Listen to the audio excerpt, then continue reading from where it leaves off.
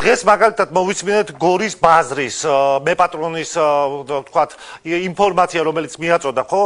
საგამოძიებო კომისიას ირაკლი ოქრუაშვილთან დაკავშირებით თქვენ იცით რომ ოქრუაშვილიც გამოიძახეს აი ამ კომისიის ხმაზე არც ის მივიდა მისი საქმეზე გადაეგზავნა საქართველოს პროკურატურას ოქრუაშვილის ფუნქციები თუნდაც აი ამ ბიზნესთან დაკავშირებით რა იყო და იმ რეკეტთან დაკავშირებით რომელზედაც საუბრობენ ეს ადამიანები აი მახსოვს მაგალითად მე კარგად, როდესაც ქართლში, ესე იგი ცხინვალის რეგიონთან მოსაზღვრე სოფლებში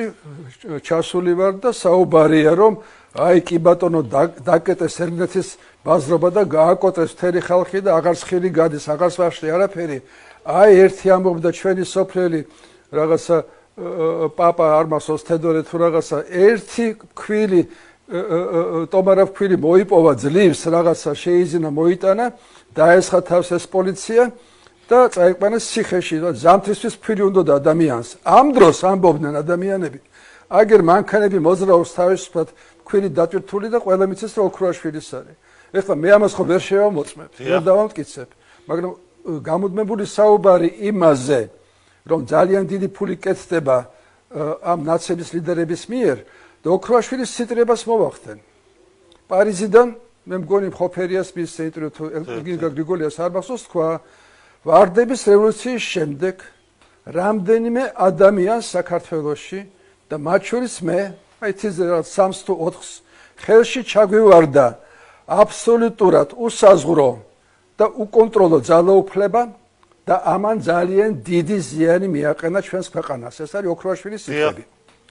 და ისიც კარგად მახსოვს თავრობის თომაზე, როცა ოქრუაშვილი არ სასწრებოდა, თავდაცვის მინისტრი იყო. აი ესეც თავისუფალ საუბარში ნაცების თავრობა მსჯელობდა იმაზე ერთმანეთში მეგობრულად, რომ კაცო ვიღაცამ თუ არ შეაჩერა ეს ოქრუაშვილი, მალე ბადრი პატარკაშვილზე უფრო დიდარი გახდება.